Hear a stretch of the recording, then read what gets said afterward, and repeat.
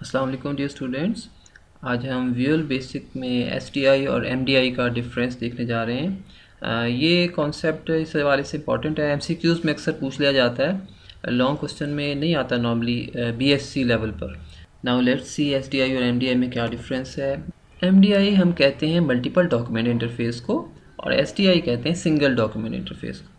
Single document interface से मुराद है कि आपकी एक एप्लीकेशन आपने ओपन की, उसका एक ही इंस्टेंस आपने ओपन किया, ठीक है। आप अगर उसका एक और इंस्टेंस ओपन करना चाह रहे हैं, आपको अलग से एप्लीकेशन अलग से ओपन करनी पड़ेगी, ठीक है। तो ये होता है आपका एसटीआई।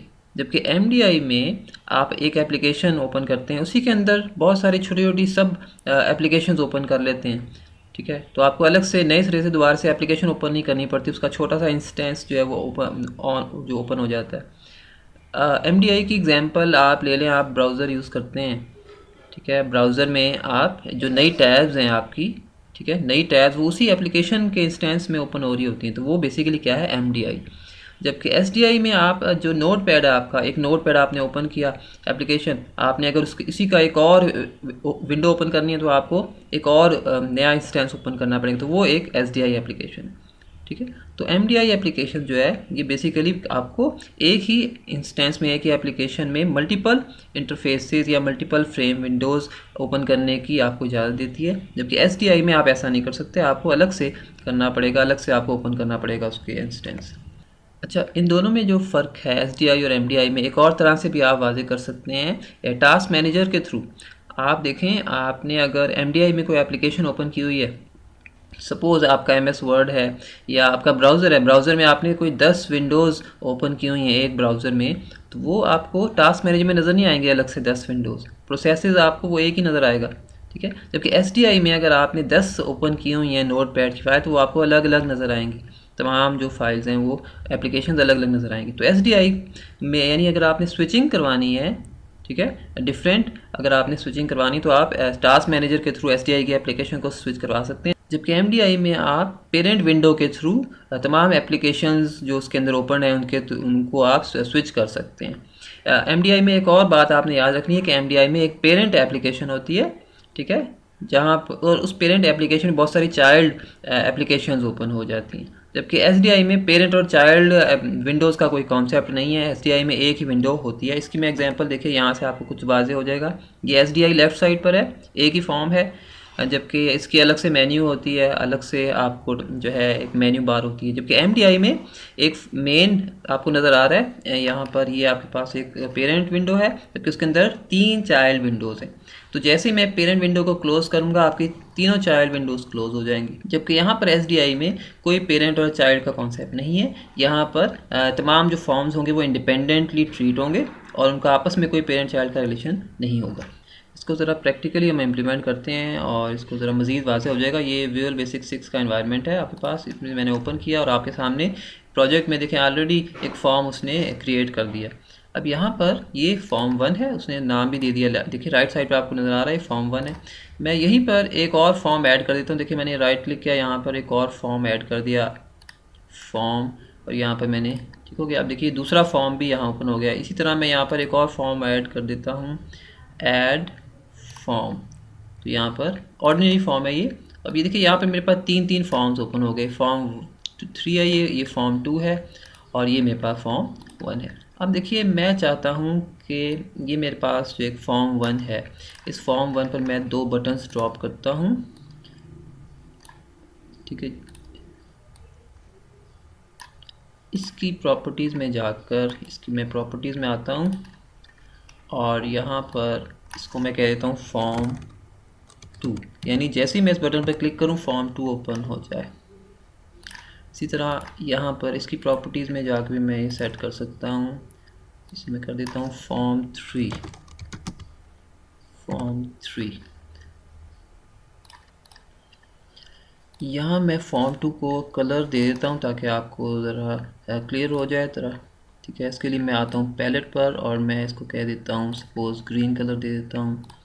इसी तरह मैं फॉर्म 3 को पैलेट पे जाकर डिफरेंट एक कलर दे देता हूँ। बैक कलर पर जाना है आपने और इसमें पैलेट को सिलेक्ट करके आपने सपोज़ मैं इसको ये वाला कलर दे देता हूँ, राइट। फॉर्म 2 और फॉर्म 3 को सेपरेट कलर देने के बाद मैं आया फॉर्म 1 पर। अब यहाँ पर देखिए फॉर्म 1 पर जो आपके पास बटन 1 है, ये जिसे मैंने फॉर्म 2 का नाम दिया, आपने इस पर डबल क्लिक करना है और इसका यहाँ पर आपने लिखना है। अब इस बटन का इवेंट क्लिक है, ठीक है, जहाँ पर आपने कोड लिखना है। अब यहाँ पे सिर्फ कोड में आपने लिखना है फॉर्म 2 डॉट शो, ठीक हो गया। और इसके बाद आपने इसको क्लोज कर देना है और फिर आपने इसी तरह फॉर्म 3 पर जाना है और फॉर्म 3 में भी क्लिक इवेंट में आपने लिखना है फॉर्म 3 डॉट शो। अब देखिए जैसे ही आप रन करेंगे तो मेरे पास फॉर्म 1 ओपन हो गया। अब जैसे मैं इस पर फॉर्म 2 पर क्लिक करूंगा तो मेरे पास ये फॉर्म 2 क्लिक हो गया, ओपन हो गया, और फिर फॉर्म 3 पर किया तो मेरे पास फॉर्म 3 ओपन हो गया। अब ये देखिए ये STI की एप्लीकेशन है और ये तीनों फॉर्म्स जो है इंडिपेंडेंट है। ये आपके पास फॉर्म 1 है, ये आपके पास फॉर्म 2 है और ये फॉर्म 3 है। ये तीनों इंडिपेंडेंट फॉर्म्स हैं, ये STI में है, जबकि MDI में ऐसा नहीं है, ये इंडिपेंडेंट नहीं होंगे। अब यहाँ पर आप अगर पेरेंट फॉर्म को क्लोज करते हैं तो बाकी दोनों फॉर्म्स ओपन रहेंगे, ठीक है, SDI में। लेकिन MDI में अगर मैं वो वाला पेरेंट फॉर्म को जैसे ही मैं क्लोज करूँगा तमाम उसकी जो एप्लीकेशंस हैं वो क्लोज हो जाएंगी, जो उसके चाइल्ड एप्लीकेशन है वो क्लोज हो जाएंगी। Now let's see the MDI application. MDI application के लिए देखिए मैं प्रोजेक्ट में आके ऐड MDI फॉर्म पर क्लिक करूँगा। MDI फॉर्म पर जैसे मैंने क्लियर से ओपन किया तो ये मेरे पास एक MDI पेरेंट फॉर्म ओपन हो गया। इसके साथ साथ मुझे 2 चाइल्ड फॉर्म्स भी चाहिए, ठीक है, तो उसके लिए मैं यहाँ पर राइट क्लिक करूँगा और ऐड करूँगा ऑर्डिनरी फॉर्म्स। ये मैं MDI नहीं, अब मैं चाइल्ड या ऑर्डिनरी फॉर्म्स पर, इसके लिए मैं जिस तरह मैंने पहले क्रिएट किए थे 2 ऑर्डिनरी फॉर्म्स, इस तरह से मैं 2 ऑर्डिनरी फॉर्म्स क्रिएट कर लूँगा, एक ये और इसके अलावा एक और कर लेता हूँ, ऐड फॉर्म। अगेन ये आपके पास 2 फॉर्म्स हो गए। इसको भी मैं कोई कलर दे देता हूँ, यहाँ से मैं इसको कलर दे देता हूँ ग्रीन, इसको भी कलर दे देते हैं